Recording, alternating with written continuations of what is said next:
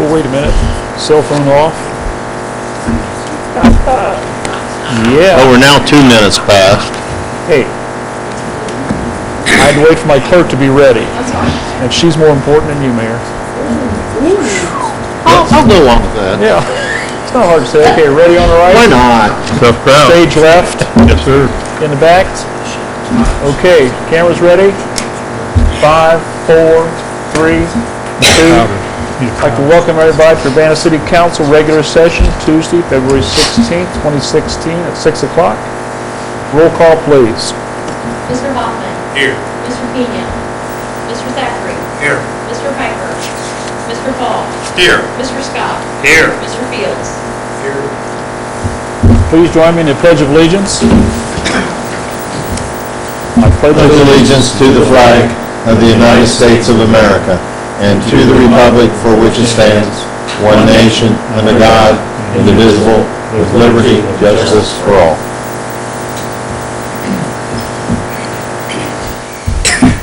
Thank you. Before we start, I'd like to mention that council member Mr. Cook passed away last week. I sat beside him and sat down at the end of the road and had a good time working together and solved a lot of problems and probably caused a couple, but he's a great man and sorry for his family. So, first thing on our agenda is approval of minutes from Urbana City Council regular session February 2nd, 2016. Mr. President, I move that we approve the minutes as prepared. Second. No corrections or additions outside of minutes? Hearing none, all those in favor of accepting your Urbana City Council regular session minutes from February 2nd, 2016, signify by saying aye. Aye. Any opposed? We have 3 communications, Madam Clerk. Number 1, 2015 annual report for the Champaign County Municipal Court, emailed February 3rd, 2016. Number 2, letter from the Ohio Division of Liquor Control regarding 23 Monument Square, emailed February 11th, 2016. And number 3, OEPA letters to Urbana City Schools and City of Urbana of February 4th, 2016. See attached. Okay, Council, to speak to these, we need a motion, please. Mr. President, I move that we accept the communications. Okay, are there any comments on the annual report from the court? I'd like to thank the court. I'm glad they emailed them to us, saved a little tree or two. I emailed him and told him thank you. So, any comments on the second one? That's forage, correct? Is that correct? Mm-hmm. Yes. And the letters from the Ohio EPA. Yes, I have a question. Where did this come from? This is kind of like a new player all of a sudden showing up. From where? I don't know. I can give you the 30,000 foot Reader Digest version. So on January 27th, the Ohio EPA was meeting with Chad out at the wastewater treatment plant on their normal projects concerning the landfill and how they're going about some of their required testing and monitoring and that type of thing. In advance of the meeting, I was asked if I could come to the meeting for a quick update on where we were with the school project. So I was able to be there for not quite an hour, but we had the preliminary site plan up on the wall, so I explained what we had in our hands at that time and where the planned or the projected locations of those buildings were going to be based on the preliminary site plan, then explained how there was a slight change in the fact that the farthest north section of the building was now going to be like a 2-story, so it's going to be a little further away. I was asked when the construction was going to start, and I explained, best we could tell would be sometime in the spring. At that point, the questions were, well, what are they going to do about their location? Are they going to read? I said, I can't speak to what the school plans are as far as, I'm not going to speak for the school to the EPA. So they asked if we could talk again. I said, be happy to. We could set up a meeting whenever. So when I got back to the office the next morning, then I just sent an email to the school district, Charles and his staff, just said, invited to a meeting, here's what we talked about, just give me a heads up. Then a few days later, I got a voicemail from Bonnie Boothker, who is the chief of the Southwest District Office. So I called her back and we talked a little bit around the project, and I think there needs to be some deeper understanding on their part in terms of how things are going to play out. So based on all that, we've been a lot of discussion back and forth, just trying to coordinate a meeting. Then subsequently we got a letter on February 4th. School got a letter on February 4th. And as with all the discussions or any notices we get from the Ohio EPA, we forward those. Council needs to see those. So both of the letters indicated they were willing to facilitate a joint meeting with the school and the city, trying to work through any outstanding issues relative to one another. So today we finalized we're going to be meeting Monday the 22nd at 2 o'clock. So, Charles and his team will be meeting, and I'll be meeting with Chad, our representative from our engineering rep. So we're going to be meeting down at the county the county building, and we're still trying to work out some of the details as far as final location and all that. But so we each have our homework assignments, if you will. We have some requirements around monitoring and testing and that type of thing, and then they've got their list of things that they have to talk to. So that's where we're at this point. Can't really share. I don't have any other detail at this point other than we're going to continue to do what we've done for the last 26 years, trying to keep the landfill in compliance and we're in a 30-year closure plan, and if everything would work out, our 30 years would be up in 2018. So I wouldn't go bank on that one, but the 30 years is up in 2018. So that's, we're going to continue to do what we've got to do to monitor and make sure we do the vending that's appropriate and that type of thing. So hopefully next week, or within the next week or so, I'll have more detail to provide with you. But at this point, all I know for sure is we're meeting with the Ohio EPA and joint meeting with the school district next Monday afternoon. So in the letter that she sent to you, because there were two letters, one to the school, one to administration, she identifies eight different items. For example, identify potential migration pathways, investigate groundwater contamination, evaluate landfill gas monitoring system, so on and so on. I don't think any of this stuff is new for us. None of this is really new for us. All this is what we've been doing, right? I think they want an update to the plan. They want to make sure that we're following our procedures. We've been meeting for the last, probably the last 8 months. We've working with a consultant that specializes in the gas piece of it. And so we're making sure we get the right people involved to help us put together the best plan possible. So we have had the northern boundary of the southern boundary of the landfill. We'd had it surveyed a couple weeks ago, so we do have everything. Chad went out with his guys and they drove stakes, fence posts, not little wooden stakes with an orange flag, but we put in steel fence posts, and they're planning on, if they haven't already done them this week, they're going to be installing some new wells for monitoring, for evacuation. So we're continuing to do what we have to do to make sure that, our property line is secured as best we can and monitor the current status. So we can I'm sure we can get more detail. We can schedule some time, get Chad maybe to a work session or provide more detail of that plan, but we're doing everything we can do to make sure that our responsibilities are met. So I guess my last question is, in reading the letter that they sent to the schools, they say, Urbana's been working on these issues, so on and so on. The construction start date, which was set for spring this year, causes us a great deal of concern as the methane migration situation has not yet been resolved. Ohio EPA is extremely concerned, underlined, about the construction of a school in such close proximity. Have we ever been able to mitigate any of the methane migration issue, or has this been ongoing since we started to try to fix the landfill? Well, I think it's been ongoing, but I don't know that we've had an issue where it's, I can't speak 100% to this, that it's gone outside of our boundaries. I think we've been able to control it and contain it, if you will, and that's what all this is.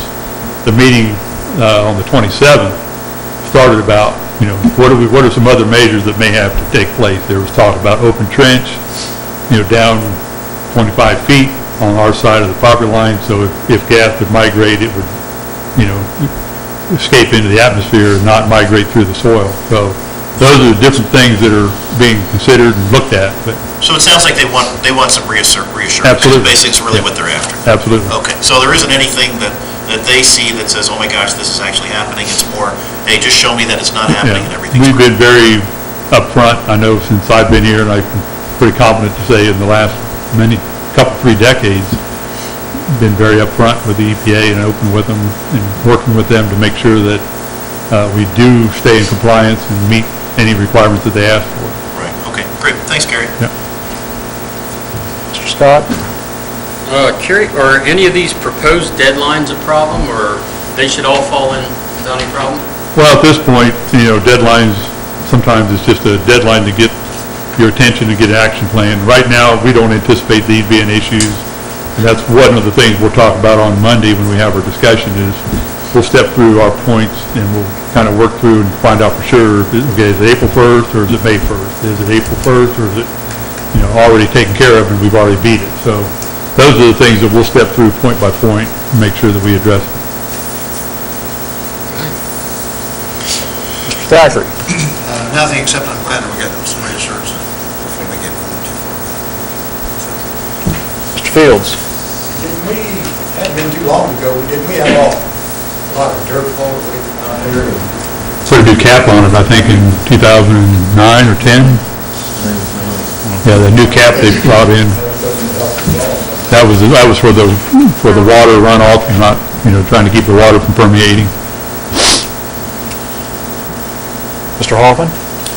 No, I think these guys have said kind of what I would say. I think for those that are watching and understand where this gas comes from, said it's a byproduct of decomposition from the old landfill. So it's not like there's anyone put gas or something in the ground. It's just a byproduct of a landfill process. So if anyone at home's watching, that's where it comes from.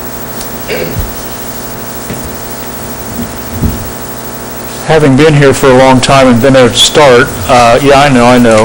We had to put active wells in to pull the air out and burn it off way back when.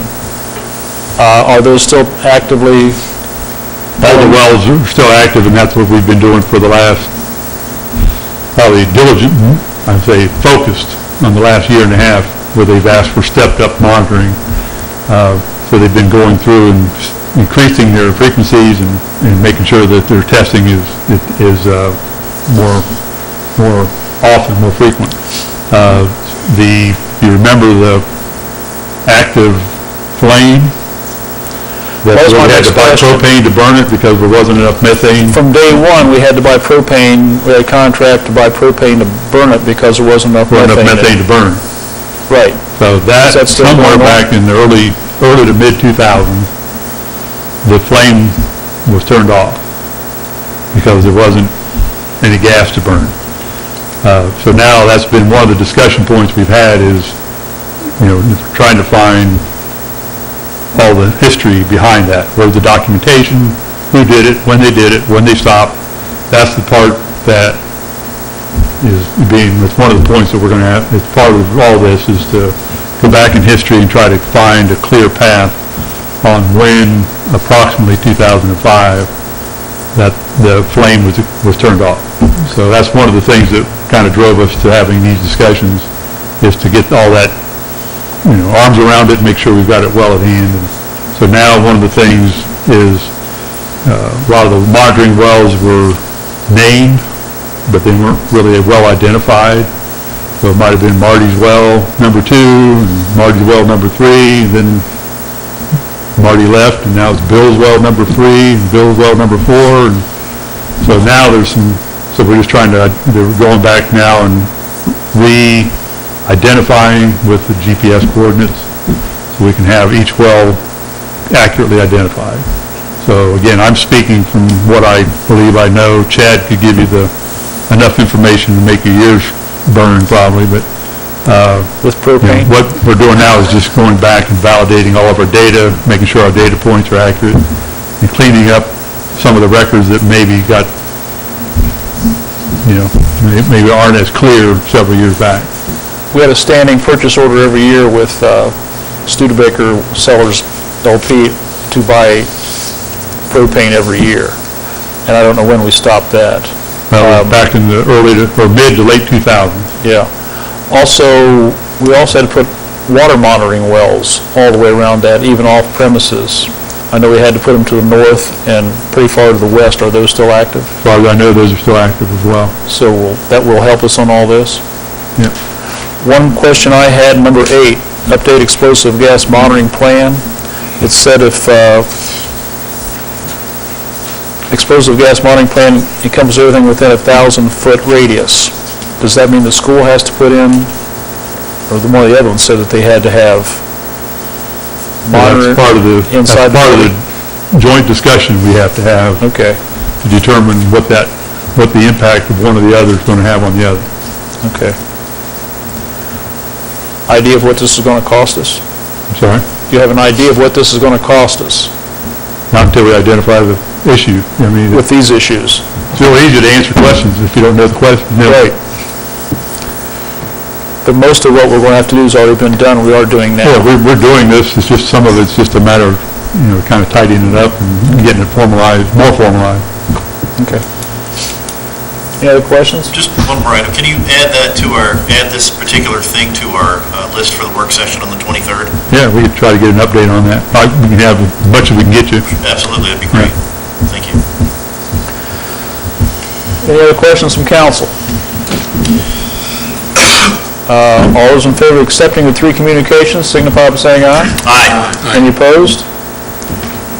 And we'll move right into administrative reports from the Board of Control. Madam Clerk.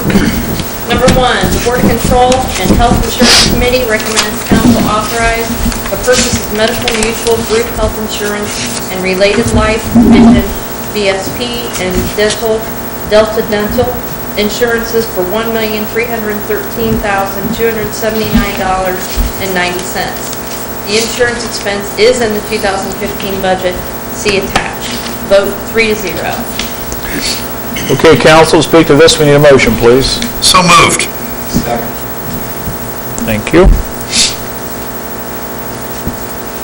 I'll give you the synopsis on this. Again, this is one of those annual things that we do about this time every year.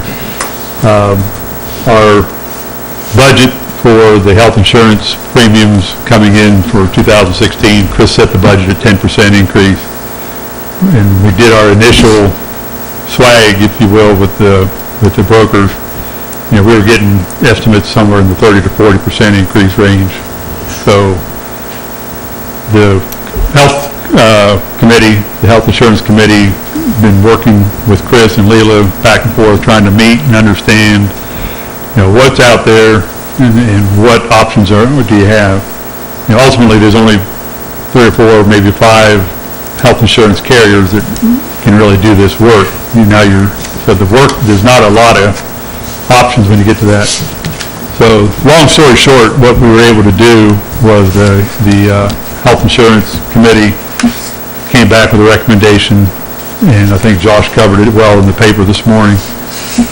If the HSA contribution by the city is reduced to the employees, so we're reducing the family contribution by $400 and $200 for single. The savings just in offsetting that will bring our budget, our premium back into like a 9.24% increase, which is under our 10% budget. So with the work from the Health Insurance Committee and Chris and Leila is trying to crunch numbers and working with the broker, we were able to stay within our budget for 2016. Mr. Fields, questions? Mr. Hoffman? Well, this insurance thing just jumps all over the place. I mean, this isn't going to slow down anytime soon, is it? I mean, the next several Yeah, I years is think last year it came in pretty low. It was like single digits, I think, increase last year. Right. So there was, looked at other carriers, other companies, in order to get the price down where we had last year, it was going to require a huge change in our deductibles. Right.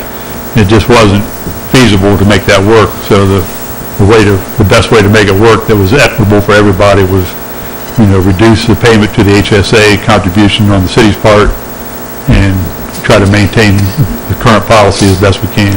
So you feel like you got the best deal possible all around? From what I understand, in talking with Bill and Chris and I met last week to review the committee's recommendation, and it seemed to fit well with where we're at. So obviously, this is one of those things we've got to keep our eye on probably the rest of this year and probably get on it early.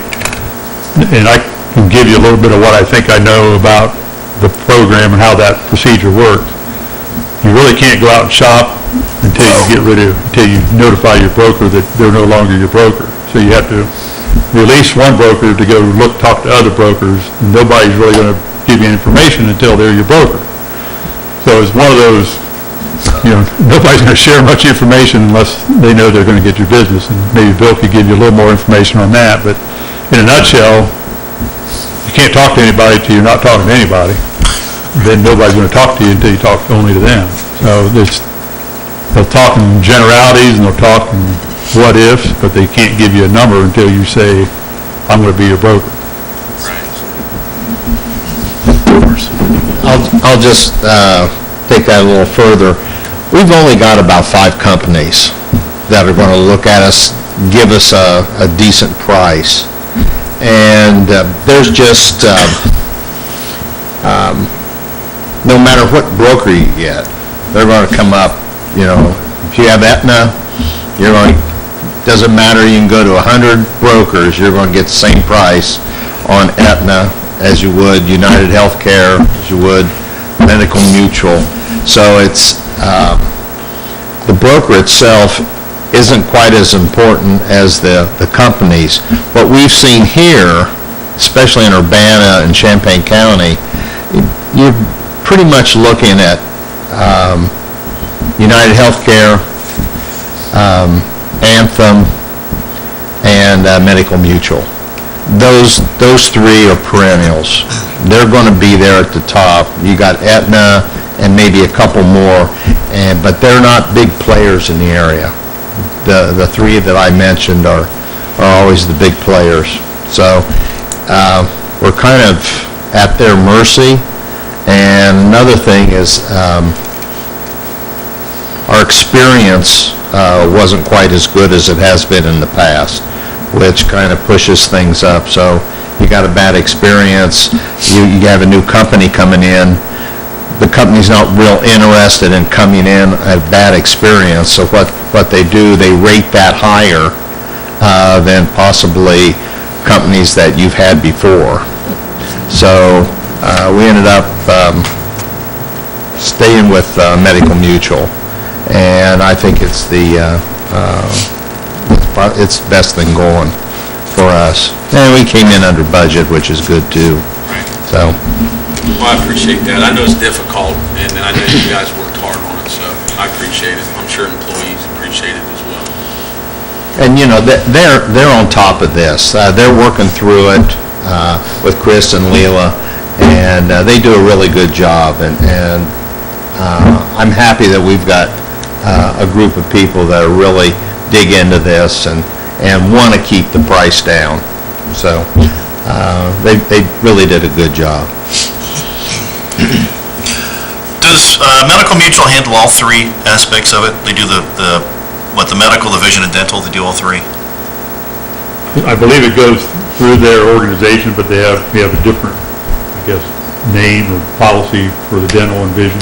Okay. I think it's all umbrellaed under Medical Mutual. Okay. I was just curious because I looked at the numbers and it looks like, basically all the increases in the medical side, the vision and dental really didn't move too terribly much. So I was just kind of curious about that. Okay, that's all. Thank you. Good job.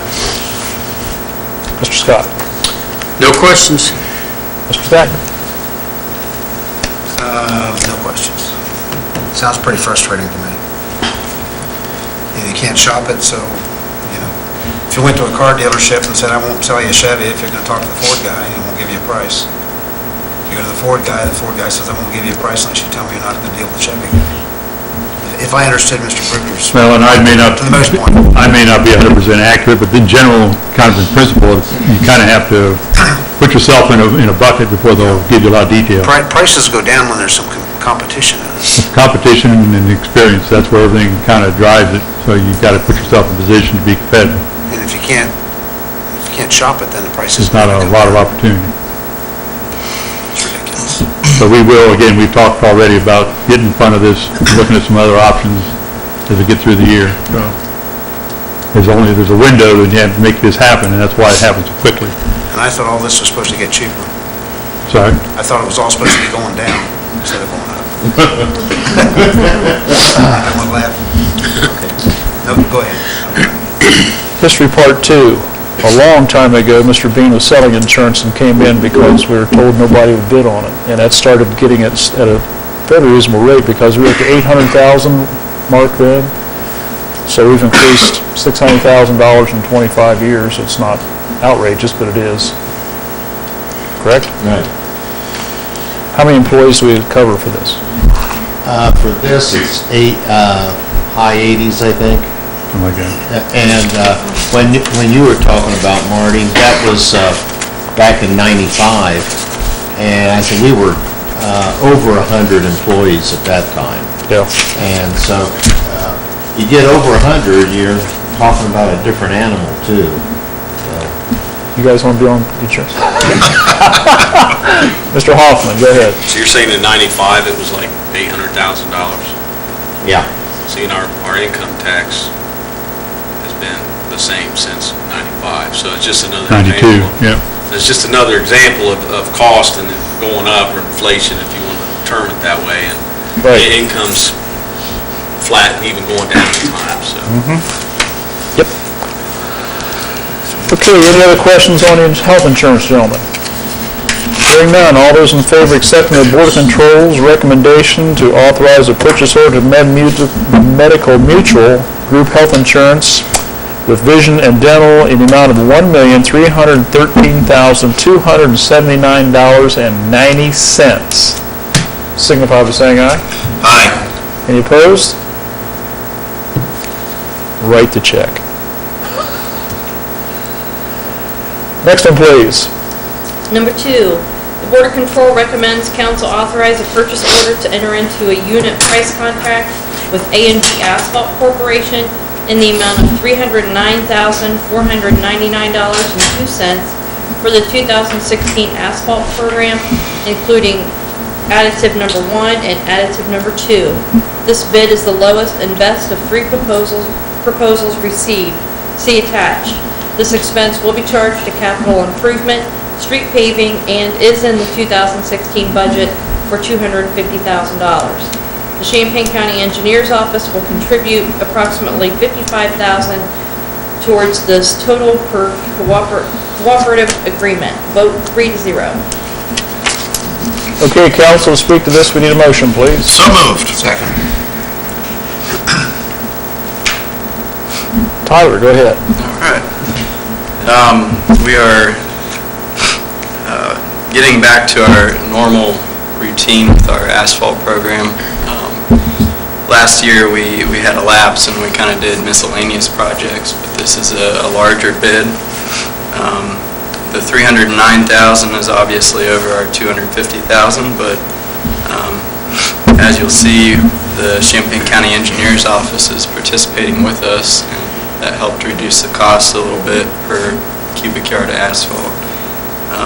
The street list is towards the back of your packet, and A&B Asphalt Corporation, we've worked with them quite a bit in years past. They do ODOT work as well. Mr. Hoffman, questions? No, I'm just glad to see us staying on this infrastructure side of things. So I appreciate you getting it back in there for this year. Mr. Paul? Hey, Tyler, just out of curiosity, additive 1 and additive 2, what are they? Or do we not want to know? So what we... Is it too technical? No, I'll explain it. We had 3 additives in the bid. If you come in low enough, then you can start adding 1 road or one other project to it to get up to our budgeted amount. So we were able to fit in 2 more little projects into our budgeted amount by doing this, bidding it that way. Got it. Perfect, thank you. That's all I had. Additive 1 was paving of West Powell Avenue, just the dead end there, it's 1 block. And additive number 2 is actually crack sealing State Route 55. Thank you. Mr. Scott, questions? No. Mr. Thackeray? The math on that, 250 and 55 is 305. We're at 309. The difference is coming out of it. Yeah, it's explained in my letter. Okay, I didn't get through that. My recommendation letter asked the Board of Control to accept the, I think it was $14,000 additive number 2 because we're ending up saving money on the next item as compared to what we had budgeted, which is another paving project. So that difference will be made up. Okay, thanks. Mr. Fields? So what, the 55,000 that the county's putting in, Yeah. what portion is the streets or Okay. where's that money gonna be allocated to? The county is participating with us in the paving of East Powell Avenue from South Kenton Street to State Route 54. So it's about half and half. There's a corp sign out there that we're up to the corp sign, they're past it. So. Thank you. Any other questions, council? Mr. Bass, I'd like to just make one other comment. I just think it's important that I appreciate Tyler working with these work on this, Tyler really driving to get this out early this year. Sometimes getting caught in the day-to-day activities, we're a little late getting to the trough, prices start going up, so people have the calendar starting to fill up, if they want to take their work, they're going to get treated for it. So being able to go out early this year, I think a lot of calendars on paving contractors, they just weren't as solid as they'd like to have seen it, so I think we've got favorable pricing just to try to get out early. And I think we'll see that in the next discussion on the next item. Who decides what streets get done this time? That's something I've taken a look at for the past few years when we don't have enough budget to do all of what I want. So we get to moving streets out and moving streets out. So this is just a backlog of what I've prepared in years past. And we look at nearness of streets to each other. We look at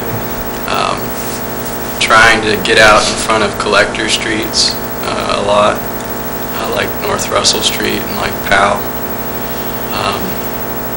And we have to evaluate what's the worst streets. Can we catch them before we have to do a full depth repair on them? And can we just mill and resurface? Or do we have to do more? So it's a big evaluation game. Any other questions, council? Hearing none, all those in favor of accepting the Board of Control's recommendation to authorize a purchase order to enter into unit price contract with A&B Asphalt Corporation in the amount of $309,499.02. Signify by saying aye. Aye. Opposed? Unanimous, thank you. And the next one, please. Number 3, the Board of Control recommends council authorize a purchase order to Champaign County Commissioners in the amount of $22,387.50 for the local share of the Taft Avenue Improvement Project, CDBG fiscal year 2014. This expense will be charged to capital improvement administration and is in the 2016 budget. See attached. Vote 3-0. Okay, council, speak to this. We need a motion, please. So moved. No second. Thank you, Mr. Go ahead, Tyler. You'll notice the contractor, if you look back through here, we're actually going through the county for this CDBG grant program, but the contractor ended up being a different one, which was odd. We have not used Shelley in quite some time, Shelley Company, but they come with a good reputation. They do ODOT work, and I did check some references. The $22,387.50 is the local share. The remainder will be made up in CDBG grant money. And this is for paving of all 4 blocks of Taft Avenue. And it's also includes curb ramps, so doing the ADA accessible curb ramps where they're not. Mr. Scott, questions? No questions, thank you. Mr. Thackeray? No questions. Mr. Fields? None. Mr. Hoffman? As far as selection on this being CDBG, that does dictate where you can and cannot apply this funds, is that correct? Yes, we have to pick projects in a low to moderate income neighborhood as determined by the census. Mr. Paul? No questions. Mr. Booger? Another tidbit, this is one that if you remember last year, we bid it twice, what, Tyler? Yeah, we bid it in probably August and then again in September. And at that time, it came in way over engineer's estimate, increasingly as the year went on. We didn't want to bid it the second time, we wanted to wait till spring, but basically the grant program told us we needed to be able to ask for the extension. So we did, got what we expected. Now we're moving on to this year, and it's within the engineer's estimate this time. And that's because of the demand for work, and contractor schedules were filled up last year. Okay, thank you. Any other questions, council? Hearing none, all those in favor of accepting the Board of Control's recommendation to authorize the purchase order to Champaign County Commissioners amount of $22,387.50 for the local share of the Taft Avenue Improvements Project, signify by saying aye. Aye. Any opposed? And that is the last one. Citizens' comments. Any citizen like to come forward and speak to council administration? Okay, we'll move on to ordinances and resolutions. For third reading, Madam Clerk. Resolution number 2474-16, a resolution enacted by the City of Urbana, Champaign County, Ohio, to authorize the Director of Administration to make application to the Ohio Department of Transportation under the Small City Program for improvements to the Monument Square roundabout, including approaching roadways, and declaring an emergency. Okay, council, this is a third reading. We need a motion to that effect, please. So moved. Second. Go ahead, Tar. All right, this is a grant program that we want to get in on because the state is actually providing a 95.5% grant program this time around, so 5% local match for this small cities. We've been working with a consultant to produce a concept plan for the roundabout and some improvements there, including curbed islands and that type of thing. We had a public meeting about a week ago, week and a half, 2 weeks ago maybe. And also in discussions with ODOT last week, they came back and told us that we would be smart in applying for 2 different ODOT-funded grants at the same time. So we will be also bringing to you the next council meeting another resolution to apply for safety funding. Our roundabout still has a high crash rate. I think 65 crashes in the past 3 years. The rate should be lower than that, and a lot of it has to do with speed and some of the improvements that we don't have there already. So we are looking to apply for safety funding. Now the deadline for that one is April 15th, so we may get through 1 or 2 readings and ask for a suspension of the rules and declaration of emergency for that one. Mr. Thackeray, questions? Don't have any questions. Mr. Fields? formality, right? That's all this is. Mr. Hoffman? No questions. Mr. Paul? No questions. Mr. Scott? Your other application, it's still 95.5? The other application doesn't really have a dedicated funding split. We've been told 90-10, but these are both competitive programs, and ODOT's informed us that by mixing our funding sources, we'll have a better chance of getting funded. So we're also considering asking ODOT to do the urban resurfacing program at the same time to throw in 3 funding sources. And that's where they normally come in anyway, every 10 or 15 years, and pave one of the state routes in town. And that's an 80-20 split. So the more funding sources we can lump together, the better chance we have. Thank you. No further questions, council? Roll call on the passage of Resolution 2474-16, please. Mr. Thackeray? Yes. Mr. Paul? Yes. Mr. Scott? Yes. Mr. Fields? Yes. Mr. Hoffman? Yes.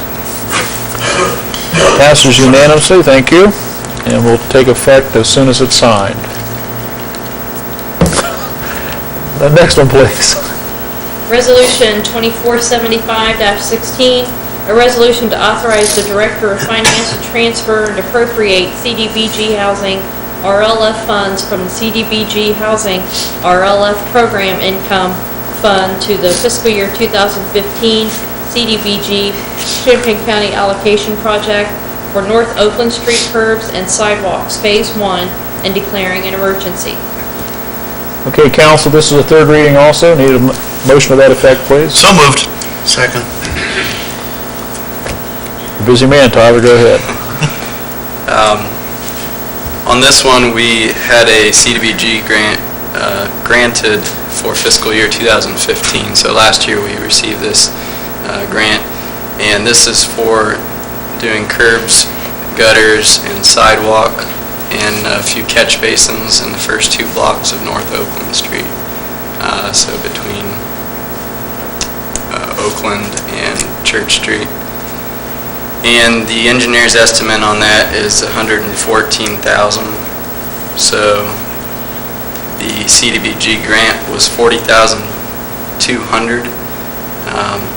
The program income, what we're asking you to move funds for with this resolution, is $62,000.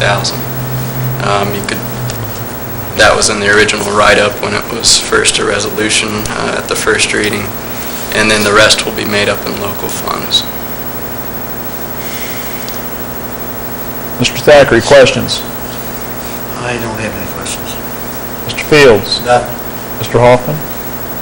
What were the local funds again? I think the local funds amount to $13,000 or $14,000. And it goes from Miami to Church, you said, or which? Yeah, I'm sorry, Miami to Church. I said Oakland. Yeah. Okay. Thank you. Mr. Paul? No questions. Mr. Scott? No question.